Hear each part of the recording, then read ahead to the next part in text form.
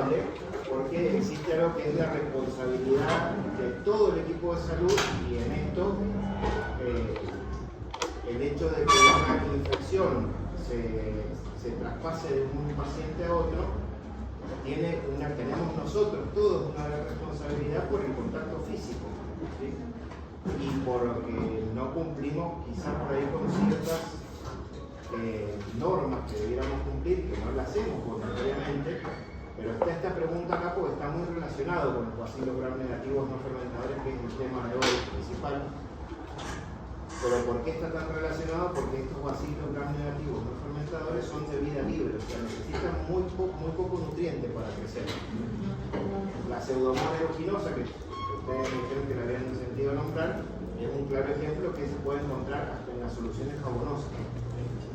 Más, de hecho hay muchos brotes de bacterias que se han dado en arteriemias, que se han dado en unidades de terapia intensiva, que les ha costado ver cuál era la fuente de esa bacteriemia, y era la solución con la que se lavaban las manos, ya se ensuciaban las manos.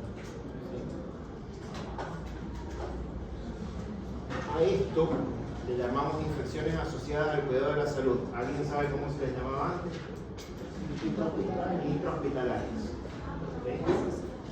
Eso ese nombre ya quedó obsoleto, porque ya van a ver la definición de infección asociada al cuidado de la salud, y no es solamente lo que pasa en el hospital propiamente dicho, o en el centro de salud propiamente dicho, sino que hay un tiempo de carencia posterior, digamos, que también está asociado a las prácticas que se hayan hecho en el momento de la internación. Entonces, decir que solamente queda en las 4 paredes del hospital queda corto. Obviamente esto está definido por tiempo, ya lo vamos a ver enseguida. Entonces, son infecciones contraídas por un paciente durante su tratamiento en un hospital o centro sanitario, y que dicho paciente no tenía ni estaba incubando en el momento de su ingreso. Eso entonces sería parcialmente cierto, ¿sí? En general se dice que después de una internación que haya tenido mínimos procedimientos invasivos, como por ejemplo colocar un catéter, porque tuvieron que poner, no sé, un suero, es lo más básico, desde el momento de la internación, todo lo que pase 48 horas después y todo lo que sea indicativo de un proceso de infección está asociado al cuidado de la salud, inclusive 48 horas después de la externación, ¿sí? Eso, entonces, cuando es un procedimiento mínimamente invasivo. Cuando ya hablamos de una colocación de una cirugía, es todo lo asociado durante el mes posterior a la externación. Y cuando hay por medio la colocación de un implante, o de una prótesis, o de una válvula, es todo aquello que pase en el año posterior, ¿sí? Entonces, 48 horas, procedimiento mínimamente invasivo. Un mes, cuando hay cirugía, 5 horas, sin colocación de prótesis o válvula, y un año cuando se coloca prótesis o válvula. Son consideradas un evento adverso. ¿Por qué es un evento adverso? Porque, ¿qué genera? Todo. Cuando hablamos de todo, hablamos desde el pobre paciente hasta la plata que hay que invertir, y que eso ojalá tenga una solución. Y eso no solamente lo que implique ese paciente, sino los pacientes que me vienen esperando quizás una cama en terapia intensiva. No, en terapia intensiva es muy difícil que estén esperando la cama. Afecta la economía del hospital, y afecta la reputación del hospital, y afecta el nombre de cada uno de los que estuvo en esa cadena, ¿sí? Porque todos somos responsables de todo lo que pasa ahí. ¿Qué pasa si después se descubre que 3 pacientes atendidos quizás por un mismo enfermero, todos están colonizados por un mismo Staphylococcus aureus multisímino resistente? Los 3 habían sido operados por la colocación de una prótesis en la rodilla, y los 3 tienen la misma infección. como que empieza a sonar medio rara la situación. Entonces, para esto se activan un par de herramientas previas para que se mida el riesgo de infección asociada al cuidado de la salud, que yo se los nombré el otro día, les nombré la vigilancia epidemiológica. ¿Se acuerdan? No se acuerdan. Bueno, la vigilancia epidemiológica es hacer un rastreo de portadores, de pacientes portadores. Y esos pacientes están infectados por esa bacteria que nosotros estamos buscando.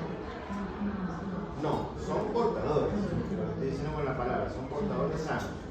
Nosotros también podemos ser portadores. Yo puedo ser portador de, por ejemplo, Staphylococcus aureus meticilino resistente, porque manipulo placas en bacteriología, por más que tenga todos los elementos de protección personal. Es un ambiente en el que yo me muevo y en el que se van a mover ustedes después en un servicio cerrado, donde la probabilidad de que ustedes se conviertan en portadores, y eso lo llevamos a nuestras casas. ¿Sí?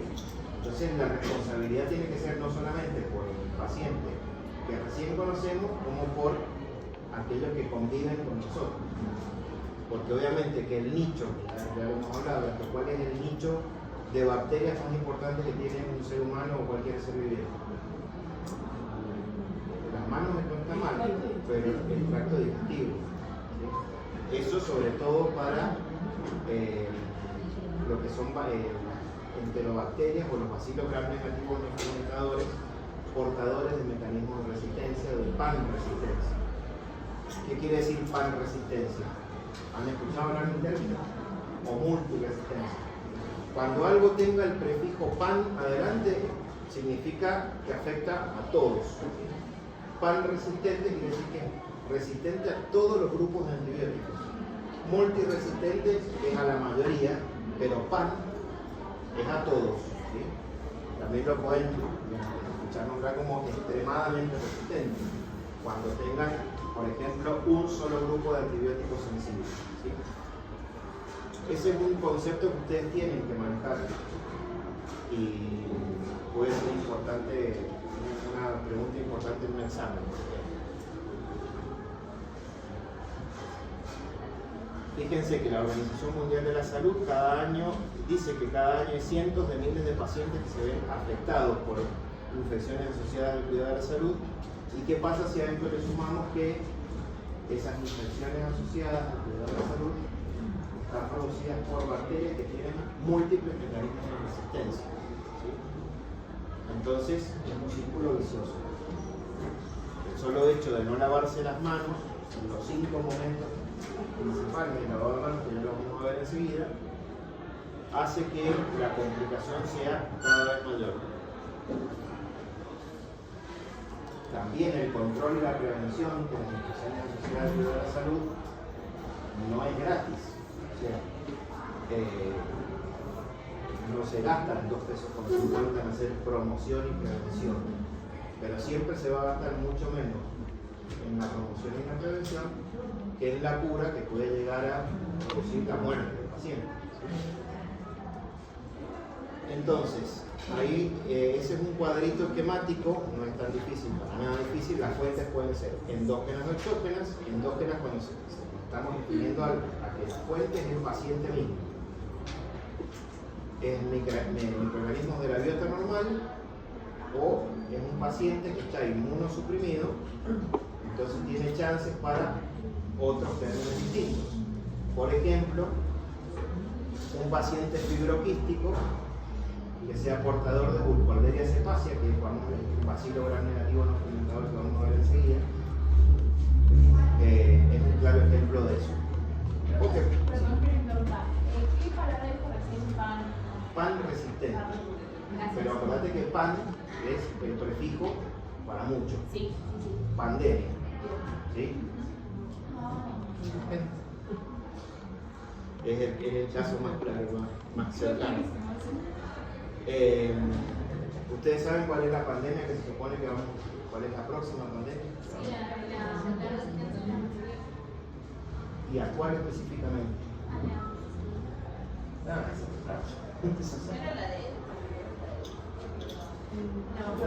Viene a colación de la resistencia a las vacunas. los antibióticos para bacterias, que son los verdaderos. A ver, cuando hablamos de antibióticos, en realidad tendríamos que hablar de antimicrobianos para subdividirlos en antibióticos para las bacterias y antifúngicos para los hongos. ¿Sí?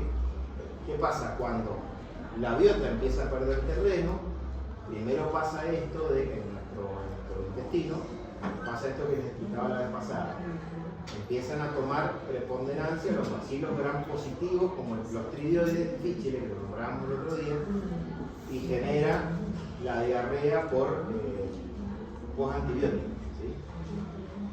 Pero otro competidor importante de las bacterias, de los bacilos gram negativos, de las enterobacterias que tienen que estar en el tracto gastrointestinal, yo les nombré Cándida. Cándida, la misma cándida que produce la vulvovaginitis, viene del intestino. ¿Sí?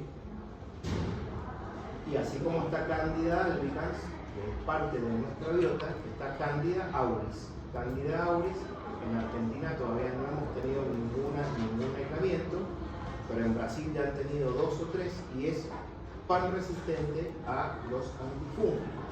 ¿Sí? Entonces, ¿qué es lo importante de mantener la biota intestinal más o menos conservada? Es esto, que no vayan ganando terreno otras cosas para que en última instancia, cuando hayan más portadores de Cándida auris naturalmente, sin producir la infección en el intestino, llegue a un paciente que esté internado y sí produzca una fungenia, es decir, hongos en el torrente sanguíneo, levaduras. ¿Sí? ¿Y qué se le hace a las personas que son resistentes? Padre nuestro, que lo vamos mandando. ¿Se las tiene aisladas? Obviamente, las medidas de aislamiento es una medida de prevención y control de las infecciones asociadas a la salud. Ningún paciente puede mantenerse en el mismo ambiente y imagínense que es muy difícil. Las unidades de terapia intensiva no son grandes lugares y cada vez quedan más chicas. ¿Sí? Pero ahí los médicos se tienen que tratar por todo.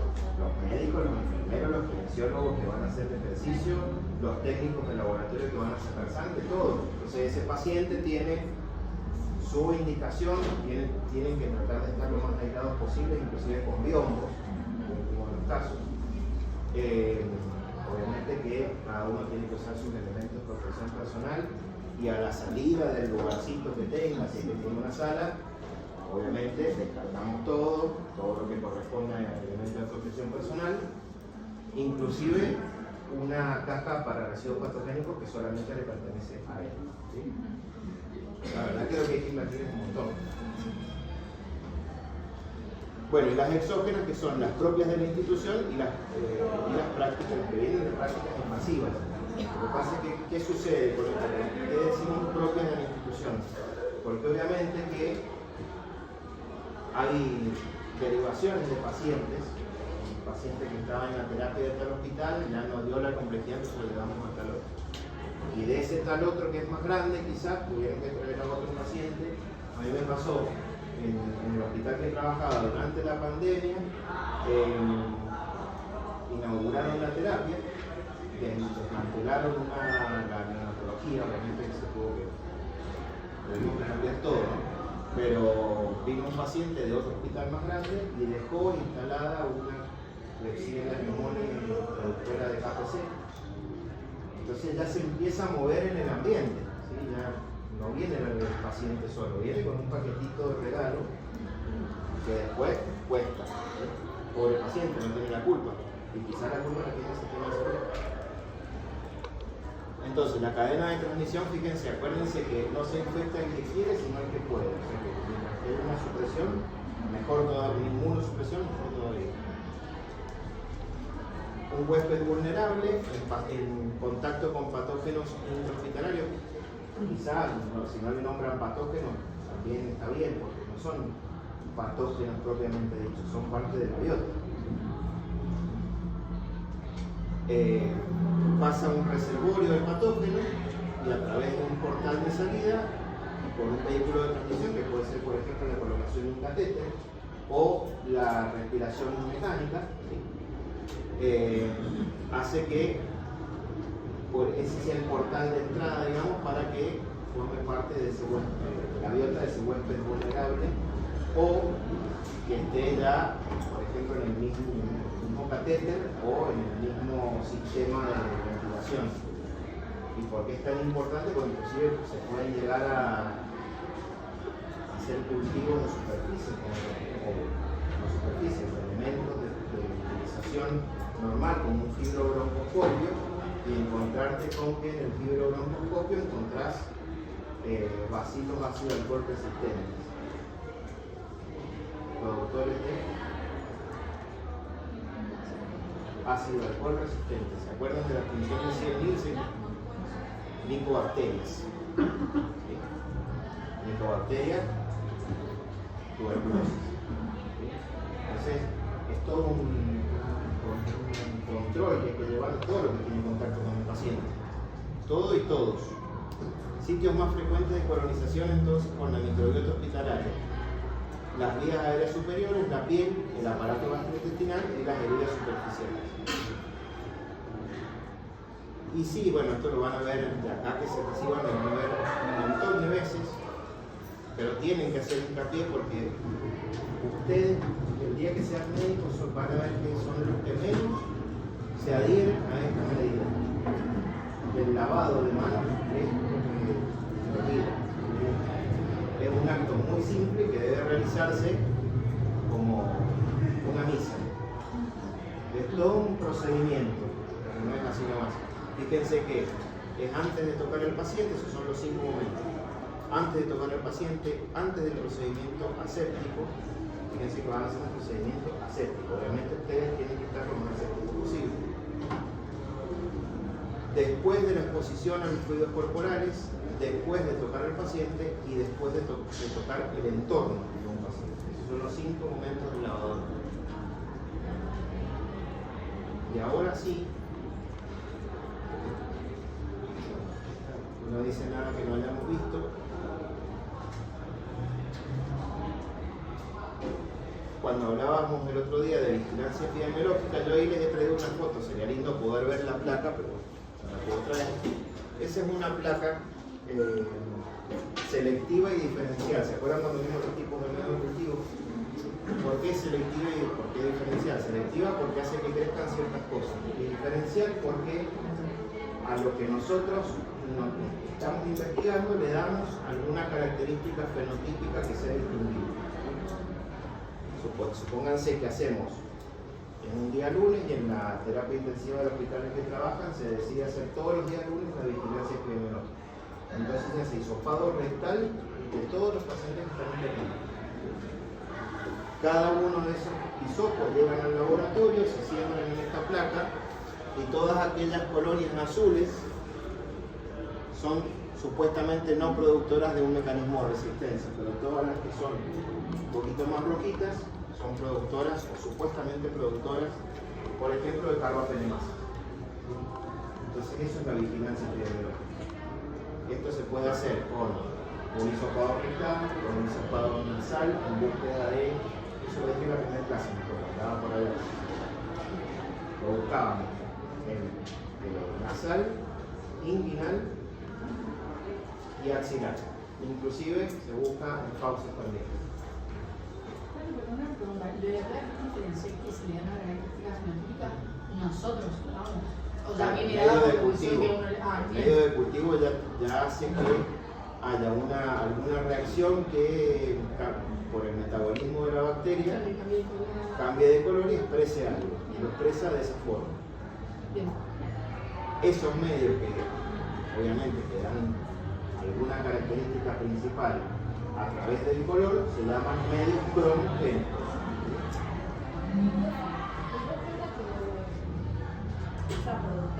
Carbapenemasas.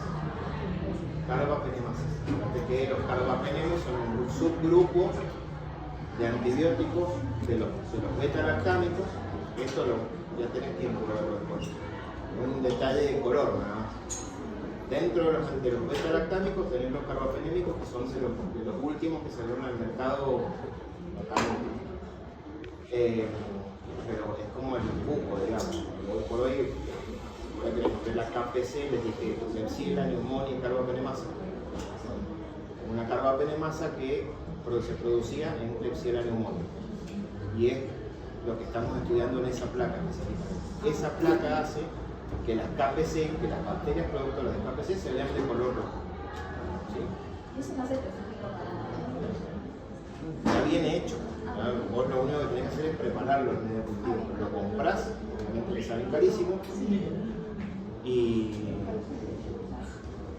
lo metés en placa y lo vas utilizando con los sopados. Pero eso sería la muestra de un solo paciente, Claro. y el azul muestra una bacteria, el rojo muestra otra, Claro, y así. dentro de los millones que puede llegar a tener. Está bien. Obviamente que tenés que enfocarte en esa bacteria ahora, tenés que hacer un subcultivo de eso para encontrar productor de qué carbapenemasa. ¿Sí? Pero el cultivo de una bacteria sería así, como todo corrido. Imagínate que eso es de todas las bacterias, porque eso va del hisopado rectal del paciente a la placa. ¿Sí? Entonces vos ahí haces ese estriado, fíjate que acá es donde has empezado, acá pasaste el hisopo.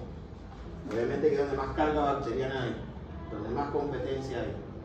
Entonces después con un ANSA, que después la van a ver en el práctico, ustedes lo que tienden a hacer es separar una rayita de la otra para que se empiecen a separar las colonias que nos interesan. ¿Sí? Por eso es que lo vamos haciendo como por agotamiento para obtener colonias separadas acá. Seguramente esto es todo un masacote que no podés distinguir una colonia de la otra.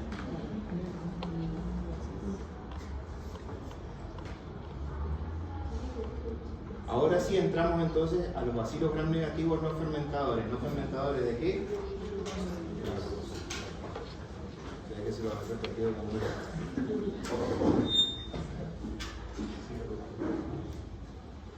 ¿Por qué les puse esto? ¿Saben lo que es el árbol filogenético? Seguramente lo han visto 10.000 veces. Porque ahora vamos a empezar a ver, y ya la semana pasada alcanzamos a ver salmonela, pero lo traje un poquito de nueva colación acá, porque en la clasificación fenotípica, en la clasificación filogenética, ¿se acuerdan que partíamos de dominio, después íbamos a clase, género, especie? Toda esa definición que se hace para cada organismo vivo va especificando, digamos, y nos va adentrando, digamos, en dónde está ubicada. Pero no es solamente la clasificación que llega por la clasificación filogenética pura, sino que después, por los estudios moleculares, empezamos a desarmar un poco más. Y cada género y cada especie tiene más subdivisiones adentro. ¿Sí? Dentro de los bacilos gram negativos no fermentadores de importancia médica, vamos a centrarnos en estos 4. Pero obviamente que así como los bacilos gram negativos de las enterobacterias son una gran familia, que es la familia Enterobacteriaceae, los no fermentadores también son enormes y son mucho más variables. Porque cuando definíamos enterobacterias, ¿se acuerdan que decíamos que eran oxidasa negativo, catalasa positivo, no tenían esporas? ¿Sí? Acá es una mezcolanza. O sea, acá están todos los que no fermentan la glucosa. Esa es la definición. Ahora, dentro de eso que tenés bacilo gram negativo y para de contar. Todo lo que está dentro de eso es una gran sopa de letras que... ¿Puede haber alguno de estos que fermente la lactosa En realidad no la fermentan, sino que la utilizan. Ah, No es por vía de la fermentación. pero que la utilicen hace que haya deficiencia de eso. Deficiencia en ese sentido. De Lactosa, sí, sí. claro, que no tengamos, digamos, esa lactosa en el cuerpo, que nos falte. No, es una característica metabólica, porque tener la bacteria, cortarla no te va a hacer que vos carezcas de lactosa. Bien.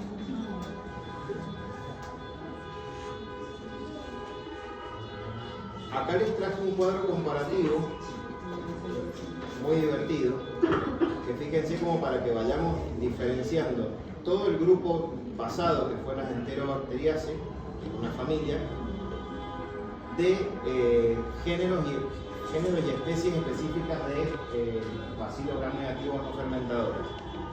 Fíjense que la clasificación taxonómica compartían estar dentro del orden enterobacterial, en la familia Enterobacteriaceae.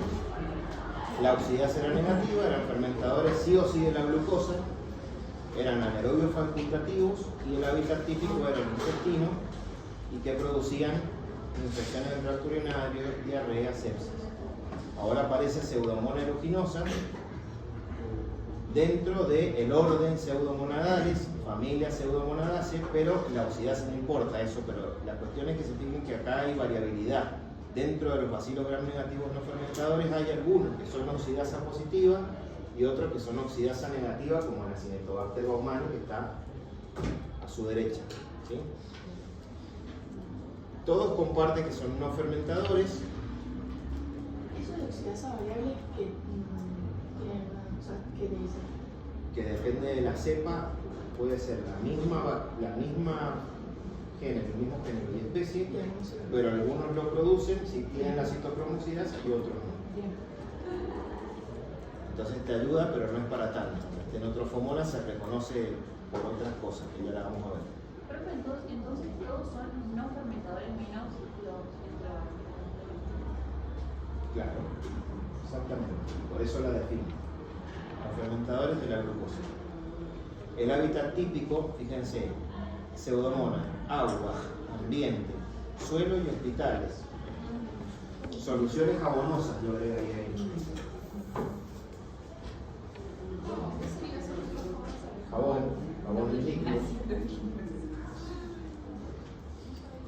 Es importantísimo que se haga el recambio de las soluciones jabonosas, no tienen vencimiento eterno. Prolifera la Pseudomonas ahí, por eso son de vida libre, porque necesitan muy poco nutriente y aunque hay un ambiente un poco antiséptico, lo mismo siguen creciendo, ¿sí? Acinetobacter baumannii, que es otro de los cucos, porque este es pan casi multiresistente natural. Tiene un agrupado de mecanismos de resistencia, o sea, tiene todo lo que se le ocurre, lo tiene Acinetobacter baumannii. Y a la vez tiene la posibilidad de transmitírselo a otros géneros y otras especies. Y Pseudomonas aeruginosa también es la bacteria que más, recuerda cuando hablamos de los pilis sexuales, Sí. que hacían que tuvieran intercambio de material genético con otros géneros y otras especies. La bacteria más piluda de todas es la Pseudomonas aeruginosa. Pero que o sea, la Acinetobacter, como son multiresistentes naturales, que puede, a través del pili sexual, puede... Pero Pseudomonas se va como alimentando porque es la que más probabilidad tiene de captar del ambiente.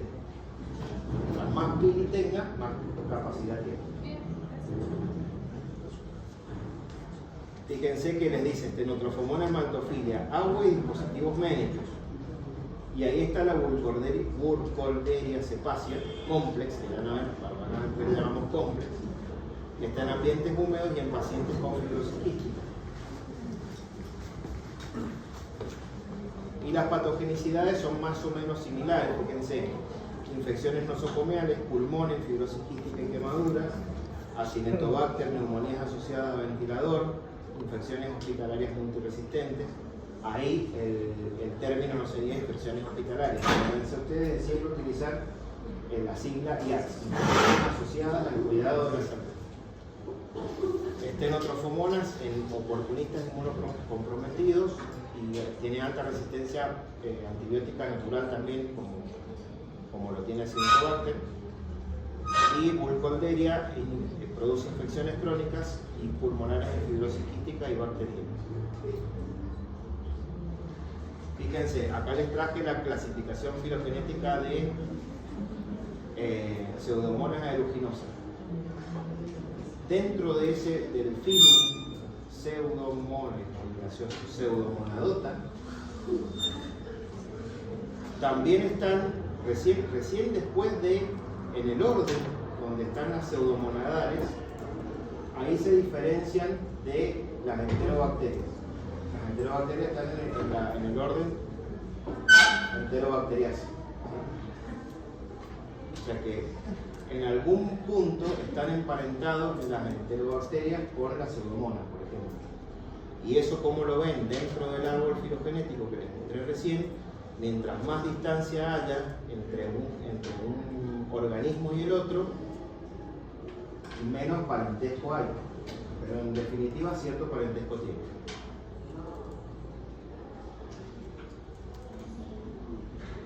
Acá se los quise comparar con Salmonella, por ejemplo. ¿Por qué con Salmonella? Porque fíjense en el número de especies. Salmonella solo tiene 2 especies principales, que no las alcanzamos a ver el otro día. Salmonella entérica y Salmonella bongoli. Esos se dividen en 2.600 serobares distintos, más de 2.600. ¿Y cómo ustedes definen esos serobares? ¿Se acuerdan que hablamos de los antígenos somáticos y flagelares?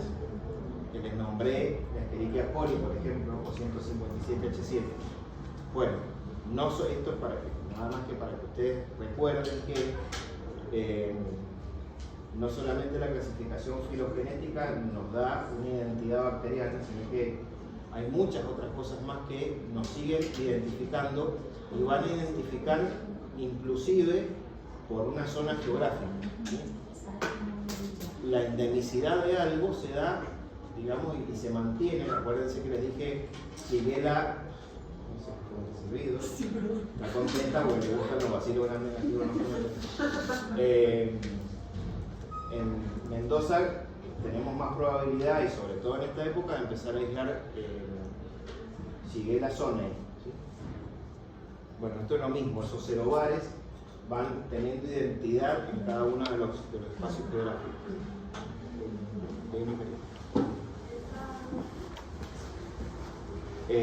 Burkholderia cepacia es complex también,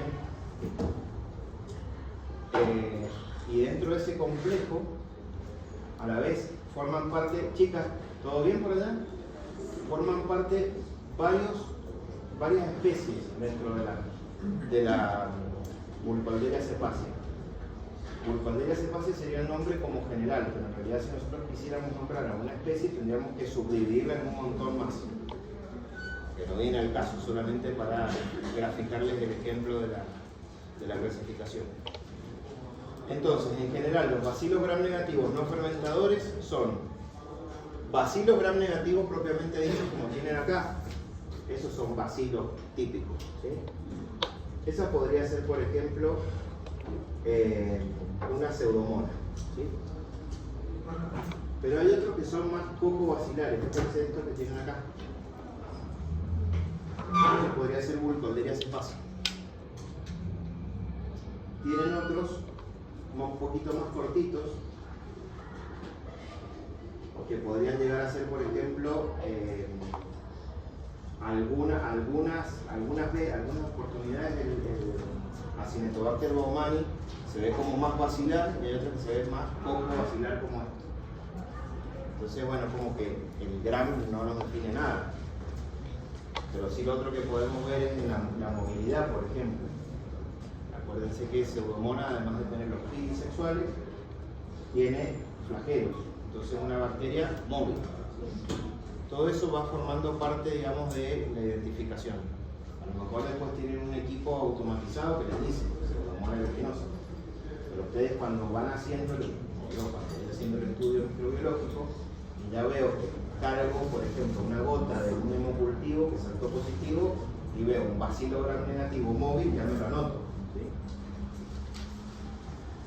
Y volvemos a la prueba del TCI. ¿Se acuerdan el otro día que hicimos el ejercicio?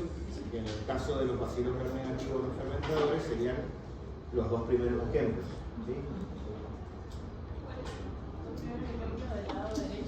Del lado izquierdo.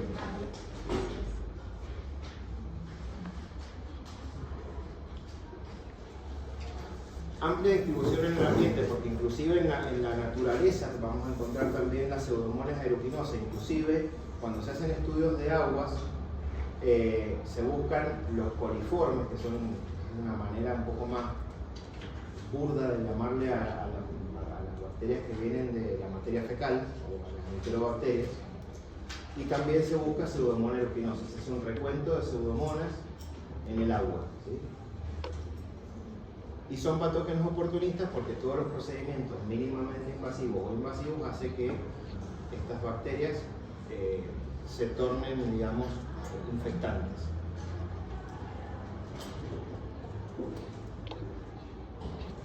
¿Qué característica tiene entonces la Pseudomonas aeruginosa? Que necesita muy poco para sobrevivir y proliferar. Y uno de los nichos que puede haber en el hospital, que si no son activamente lavados todo ese tipo de material, en el caso del fibrobroncoscopio que les nombré recién, hace que se vuelvan lugares portadores normales, digamos, o típicos de este tipo de bacterias que son de crecimiento muy fácil y con poco nutriente. Entonces son productores de infecciones pulmonares. Van a ver que cuando hablen de neumonía, en general les van a hablar de neumonías asociadas a la comunidad, NAC, y las neumonías asociadas a ventilación, NAB. Una cosa es una neumonía que la tiene un paciente que camina por la calle, que es fumador, que tiene más de 65 años y no se ha puesto la vacuna del neumococo con la frecuencia que tiene que ponérsela, y otra cosa es una neumonía que se adquiere por estar meses internado en una terapia intensiva. ¿La organización de la comunidad son únicamente gran positivos o no necesariamente? Depende del paciente, porque en la comunidad también hay gente fibroquística, por ejemplo. Bien. Y ese fibroquístico tiene más chance de tener una neumonía por Burkholderia cepacia. ¿Y la sociedad de la comunidad por la respiración mecánica? No, al contrario. La respiración mecánica es vital. Ahí se los vuelve a decir, los fregaderos y los grifos pueden estar muy contaminados y actuar como fuente ambiental para la contaminación de otros objetos. Esos jabones que ustedes ven, que ya no hay muchos, pero que estaban como pegados a la pared, que todo el mundo pasaba ahí. Eso es una fuente de pseudomonas. Jabones pseudomonas. Es lo mismo que tener un jabón para todo, digamos. Prácticamente sí. Tenía un hierro así, Claro, de la pared tenía como un hierro así que sobresalía, y tenías un jabón como pegado así en el hierro. Y todo el mundo pasaba y... En el caso de jabón en la casa, no sé, son ponele que son Y sí, también. Por eso te digo que somos responsables nosotros de lo que llevamos a nuestros domicilios. Porque indudablemente el jabón que usa toda una familia hace que toda la familia porte lo mismo. O sea, es lógico. Es muy lógico. Y con el líquido de menos probabilidad. Siempre y cuando tengas en cuenta dónde está ese jabón líquido. Si está en un hospital, da lo mismo que tenga un mecanismo de acción que vos lo tengas que tocar arriba, o quizás automáticamente vos pones la mano y el jabón cae. Eso sería lo ideal. Por eso sale el peso. Nada que tenga que haga que vos necesites contacto con eso te va a dar mucha seguridad. Inclusive cuando ustedes hacen el lavado de manos van a ver que lo último que hacen no es secarse las manos, es cerrar el grifo. Sacan el papel, se secan la mano y con la parte de afuera del papel cierran el grifo y después tiran. ¿Sí? Pues, tratando siempre de evitar el contacto. Sí. ¿Es verdad que lo que más bacterias tiene para sacarse las manos es el consumo de aire? Sí, y hombro, por supuesto. Hace como 2 meses no lo toco, o sea, algo así. Sí, la verdad que es como un aire acondicionado, lo mismo.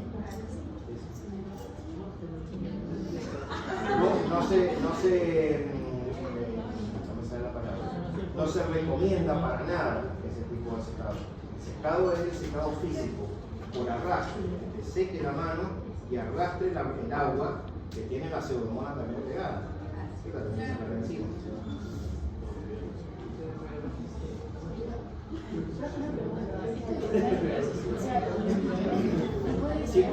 Chicos.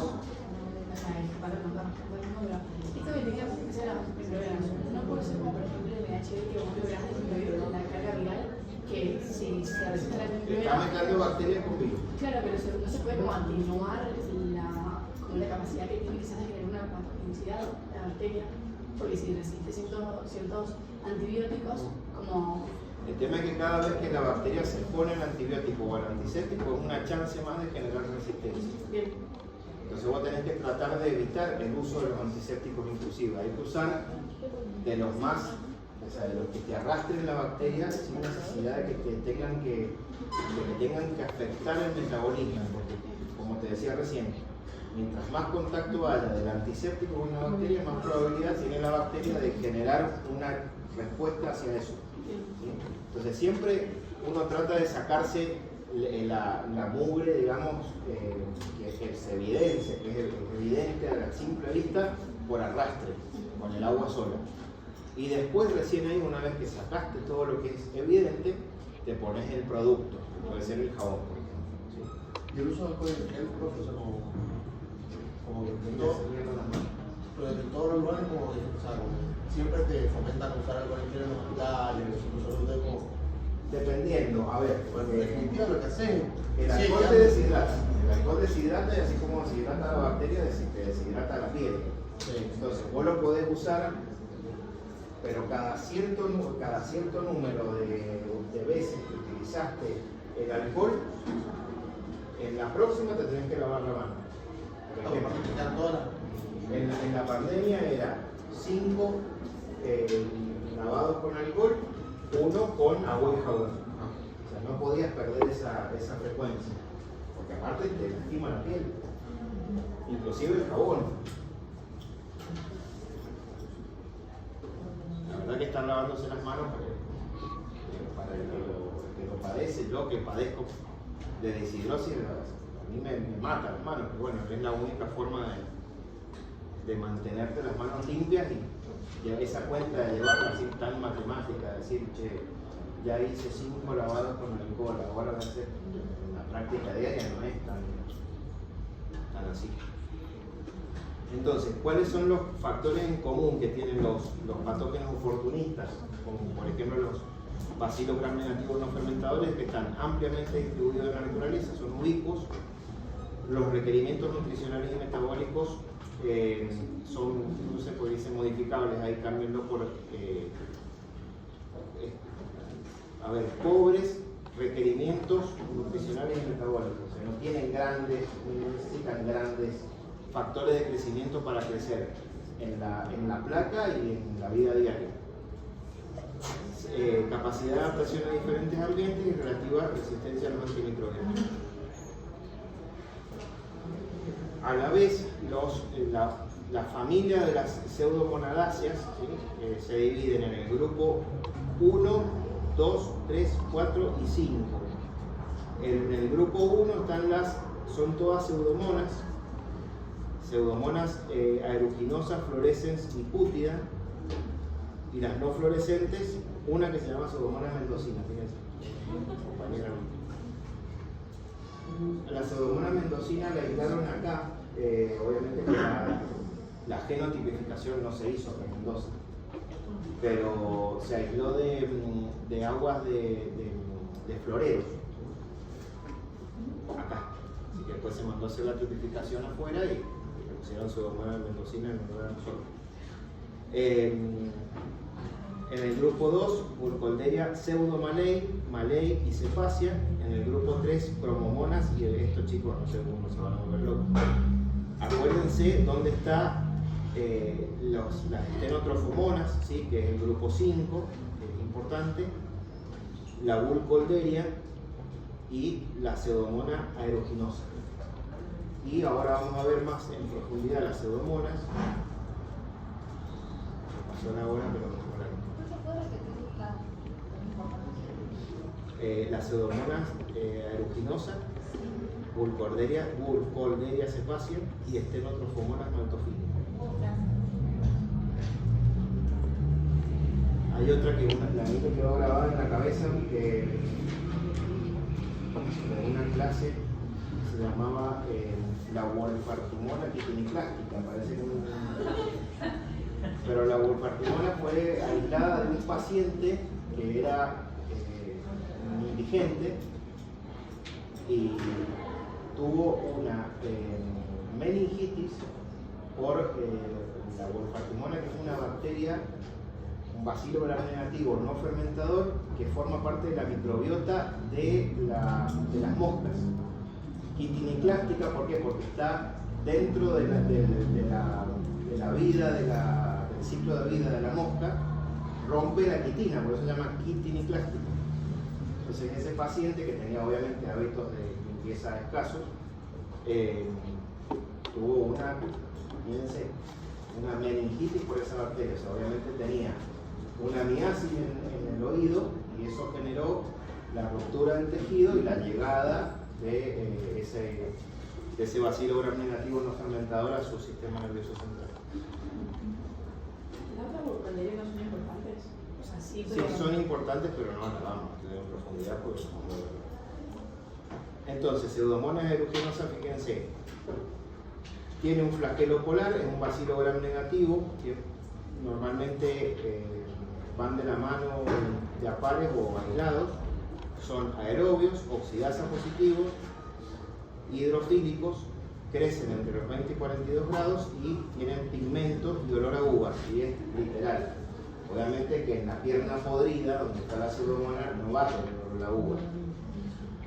¿Qué sería pigmento de color verde? Produce un pigmento que es la biocianina, que a veces se ve un poco más verde y otras veces un poco más azul.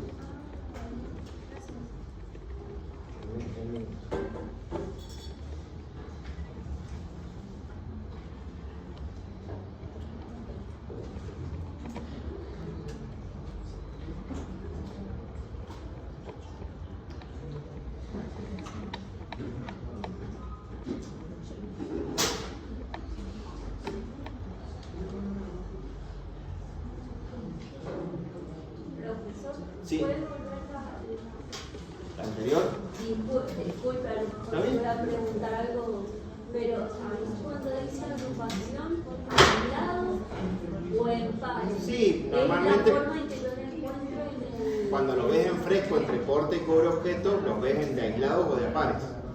La forma del vacío. Sí, dos vacilos juntos o aislados uno solo. Bien.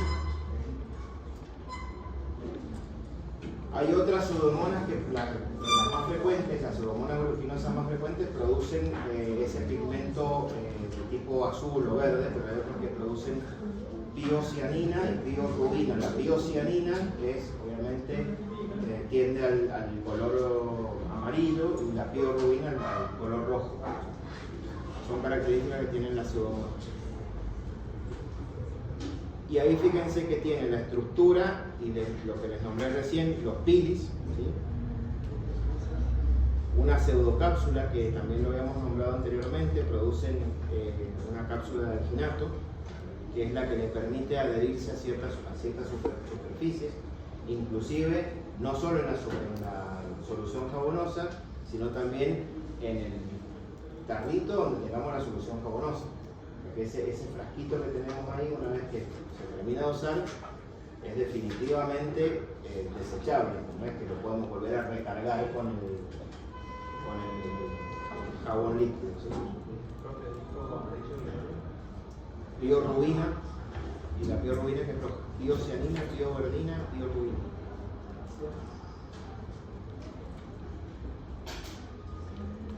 Tiene flagelo polar, lo que le da entonces la movilidad y produce la cápsula de alginato, que es lo que yo les nombraba recién, que le da adherencia y resistencia a los antibióticos. O sea, hace, además, lo que le permite adherirse a la superficie, es en cierta forma una cápsula para que no lleguen los antibióticos a penetrar a la estructura del bacilo, a la membrana citoplasmática externa y interna. ¿Sí?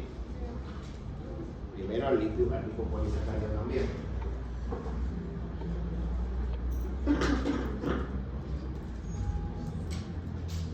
tiene algunos factores de virulencia que son estructurales, que son los que hemos nombrado, inclusive el mismo flagelo que le permite llegar a la superficie, pero también tiene, o sea, que son más típicas, o sea, como lo dice la terminación, son estructurales, pero hay otros que secretan ácido esteárico. Perdón, ¿qué sería lo del receptor GM que dice acá movimiento no fragilado? Claro, además de que tiene el flagelo para moverse, se mueve por adherencia, o sea, se adhiere a la superficie o a la célula y va como rodando sobre ella. Eso es un receptor tipo gangliósido, como el mismo que formaba parte de la patogenia de Escherichia coli 257H7, que se acuerdan que se nos nombré que era un globócito, el GB3, tuvo un gangliósido. Bueno, hace que se pueda ir deslizando sobre la superficie celular. Además de su movimiento propio, utiliza sistemas que la célula tiene para su desplazamiento.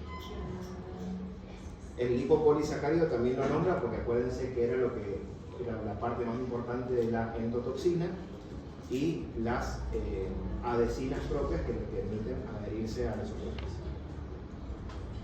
Además tienen el sistema de secreción tipo 3, que también esto también se encuentra en células eucariotas. No vamos a ponernos a estudiar el sistema de secreción tipo 3 ahora, pero imagínense lo inteligente que es que ha captado o en cierta forma tiene la capacidad que tiene una célula eucariota y una bacteria. ¿Sí? Me imagino que no tengo que recordarles que es lo que es una célula eucariota. Bueno. Porque por ahí en un examen se puede preguntar, aunque implícitamente no lo hayamos dicho, las diferencias entre una célula eucariota y procariota. Y además de ese sistema de secreción tipo 3, tiene otros factores de virulencia que hace que secreten exotoxinas. Fíjense que inhiben la síntesis proteica, afectan la fagocitosis, la exotoxina U, la apoptosis, la exotoxina Y, la actividad de la adenovirus. ¿Y qué es con la de o sea, la aumenta? Todos los procesos, exactamente, todos los procesos hacen que se pierda el elemento de ciclo. Pero las exotoxinas no son exclusivamente por el gran positivo de la parte de afuera. No, está confundida. Yo pensé que endotoxina era porque estaba en el espacio que hay entre la pared y la membrana. Sí, entonces eso era la endotoxina y exotoxina en los gran positivos está afuera. No. Ah, Acuérdate que los gran positivos, la estructura, lo que más afuera tenías en el péptido glicano. claro. No tenés una acción exotoxina. Ah, Es en los gram negativos la endotoxina que está dada por el lipopolisacárido sobre todas las cosas. sí. Y en el espacio periplástico tenías enzimas, Bien. que no necesariamente son toxinas. Bien. ¿Sí? Fíjense que también producen elastasa, y esta elastasa que produce, ¿qué quiere decir? Que degrada la elastina que es propia de los tejidos. Entonces, cuando hay una quemadura, lo más probable es que te encontres con que esa quemadura está colonizada por pseudomonas, porque la pseudomona encuentra ahí el lugar, porque ahí ella misma puede degradar y utilizar el tejido, por supuesto, para proliferar, ¿no? Pero fíjense que además de degradar la elastina, también degrada otros mecanismos inmunológicos como la inmunoglobulina G, la inmunoglobulina A, que es secretoria, el colágeno, la lisosima y otras proteínas. Y también inhibe la acción del interferón gamma y las células natural killer. Además de acordarse que la Pseudomonas aeruginosa es piluda, tienen que acordarse que es un tanque de factores de virulencia. O sea, ella todo lo que puede lo tiene. De alguna forma se va a asegurar colonizar. Fosfolipasa, las piocianinas que, bueno, ahí dice piocina, pero es lo mismo. Los mismos pigmentos que tiene, no los tiene porque le gusta mostrarse bonito, le gusta porque en cierta forma esos pigmentos también tienen alguna acción de tipo tóxica. ¿Sí? ¿Qué significa sidero? Que captan el hierro. Creo que ya lo habíamos nombrado en la clase pasada o la anterior. Cuando hablamos de los factores de violencia de las microbacterias, también lo teníamos. Fíjense, ahí tienen una quemadura típica colonizada por Pseudomonas aeruginosa. ¿Ven? Ese tejido ya que en algún momento va a tender a la necrosis. ¿Se me lo puedo llevar al parlante? Sí, llévalo. No, si el mismo pigmento que se ve Exactamente. ¿Qué es la primera imagen? Es una pierna quemada. Fíjense cómo además está disminuida en volumen, por supuesto por la misma quemadura, pero a la vez porque la misma pseudomona va nutriéndose de ese tejido.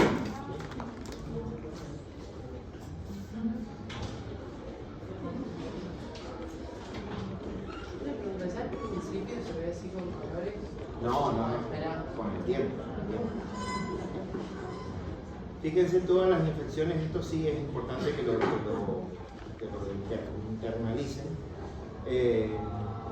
Todos los tipos de infecciones que puede llegar a producir Pseudomonas aeruginosa.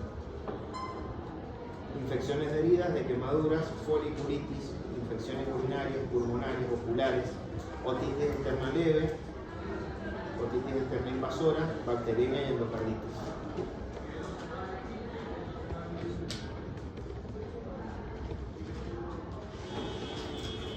Les nombré también recién Stenotrophomonas maltophilia, la que les voy a dejar como tarea va a ser la que no lo traje descrito acá, pero sí investiguen por su parte Acinetobacter baumannii.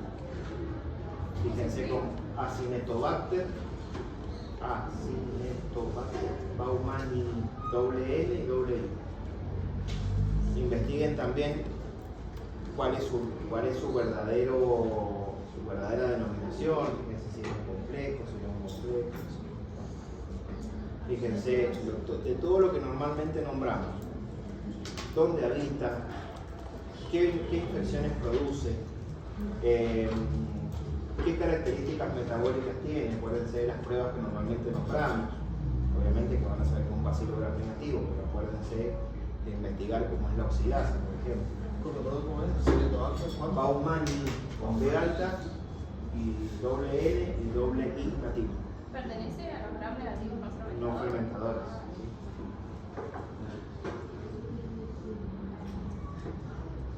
Stenotrophomonas maltophilia no fermentador con importancia creciente como agente nosocomiano. Se ha aislado en el suelo, en el agua, en vegetales, inclusive en los animales. También se le encuentra en los mismos sitios que se encontraba Pseudomonas, grifos, humidificadores y jabones.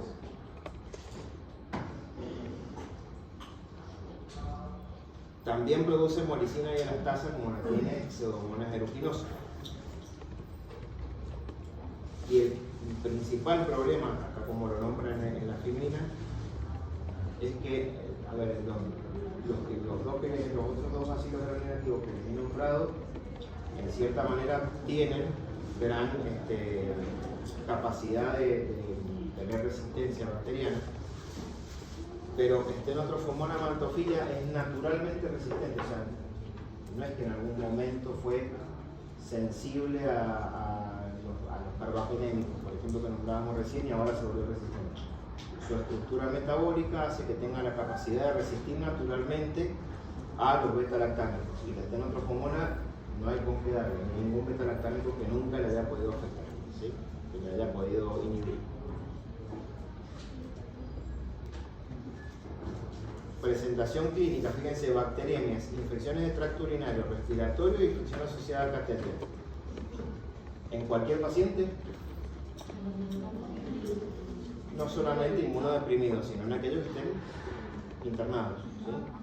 Y que tengan largos periodos de internación, mucha exposición a tratamientos antibióticos prolongados. Acuérdense que con cada tratamiento antibiótico que uno necesita, no solamente vamos a afectar al género de la especie que están produciéndonos la infección urinaria. Afectamos nuestra biota intestinal y todo aquello que La vía intestinal, recordemos que es un mecanismo típico inmunológico, si quiere, nuestro. ¿Sí? No sé por qué llegué hasta acá, pero bueno, la idea era decirles eso. No solamente no es muy probable con este Neutrophomona maltophilia produzca una infección urinaria en un paciente que está caminando por la vida. ¿Qué vendría a ser agente nosocomial? Nosocomial es de hospital, de nosocomio. Sí, es como un término medio igual. Oh, ya casi los puse. Muchas gracias. Lo saltamos.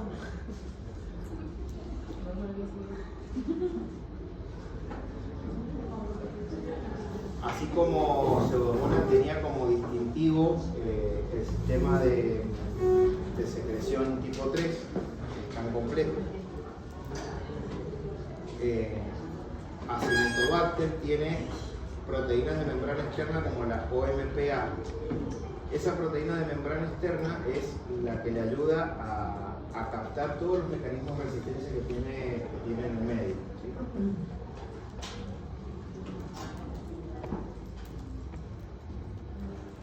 Así se llama OMPA.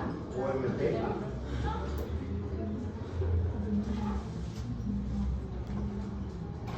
Obviamente la presentación clínica la que esperamos: neumonía asociada a la ventilación mecánica, bacteriemia, secundaria a un foco pulmonar, infección de herida operatoria e infecciones de tracto urinario asociadas a procedimientos invasivos.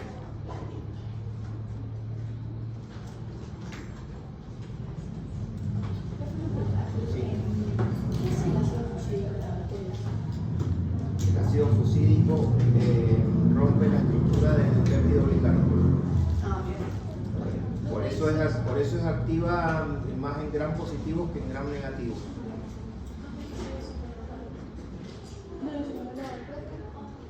Sí. Sí. Sí. Chicos, acá están preguntando algo. Había dos cosas importantes que tenían como muchos factores inmunológicos.